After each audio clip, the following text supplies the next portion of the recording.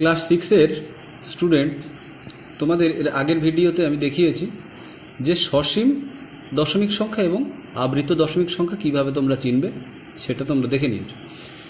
এবার আবৃত সংখ্যা হলে সেটা শুদ্ধ আবৃত দশমিক সংখ্যা হতে পারে বা মিশ্র আবৃত দশমিক সংখ্যা হতে পারে, সেটা এবারে কি করে চিনবে। তাহলে এখানে আমি শুদ্ধ আবৃত দশমিক সংখ্যা একটা লিখব।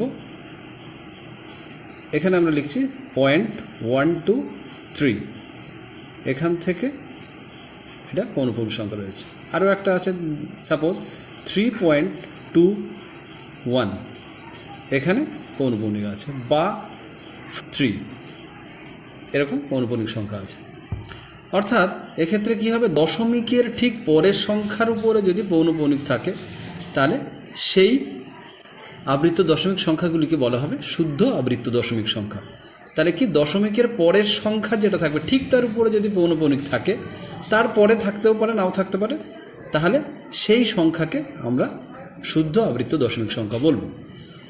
এক্ষেত্রে 0.123 এর পয়েন্টের পরেই 1 আছে, তার মাথায় পৌনঃপুনিক, এদিকে 3, অর্থাৎ 1 থেকে 3 পর্যন্ত এটাই কিন্তু রিপিট করবে। অর্থাৎ এটাকে যদি আমরা লিখি তাহলে কি লেখা যাবে, এটাকে যদি আমি ঠিক করে লিখি, আরও বড় করে লিখি, তাহলে কি 0.123 123 123 এরকম পরপর এটাই কন্টিনিউ হবে। তাই আমরা কি করেছি, 1 থেকে 3 পর্যন্ত বারবার ফিরে আসছে, তাই আমরা 1 থেকে 3 পর্যন্ত এইটাকে পৌনঃপুনিকে রেখে দিলাম। তাহলে এই পৌনঃপুনিক সংখ্যাকে আমরা কি বলছি, বা আবৃত দশমিক সংখ্যা কি বলছি, শুদ্ধ আবৃত। কাকে বলবো তাহলে, ঠিক পয়েন্টের পরের সংখ্যার উপরে যদি পৌনঃপুনিক থাকে তাহলে সেগুলোকে আমরা শুদ্ধ আবৃত দশমিক সংখ্যা। এখানে একইভাবে রয়েছে 3.21, এখানে 2 এর উপরে পৌনঃপুনিক রয়েছে, 1 এর উপরে পৌনঃপুনিক, মানে এই 21টাই বারবার রিপিট করবে, তাহলে এটাও একটা শুদ্ধ আবৃত দশমিক সংখ্যা।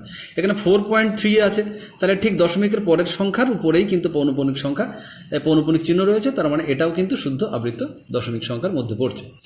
এবারে আসি আমরা মিশ্র আবৃত কি করে চিনব। তাহলে সেখানে যদি একইভাবে আমরা লিখি, সাপোজ 0.123, যদি এখানে এই 3 এর উপরে যদি পৌনঃপুনিক থাকে তাহলে সেটাকে কিন্তু আমরা কি বলছি, এটা কিন্তু দশমিকের পরের সংখ্যার মাথাতে নেই, তাই এই ধরনের যে আবৃত দশমিক সংখ্যাগুলো থাকবে সেটা হচ্ছে মিশ্র আবৃত দশমিক। একইভাবে যদি আমরা লিখি যে 1.23, এখানে এই 3 এর উপরে পৌনঃপুনিক রয়েছে, লিখলাম 3.592, এখানে এর উপরে পৌনঃপুনিক বা 9 এর উপরে পৌনঃপুনিক।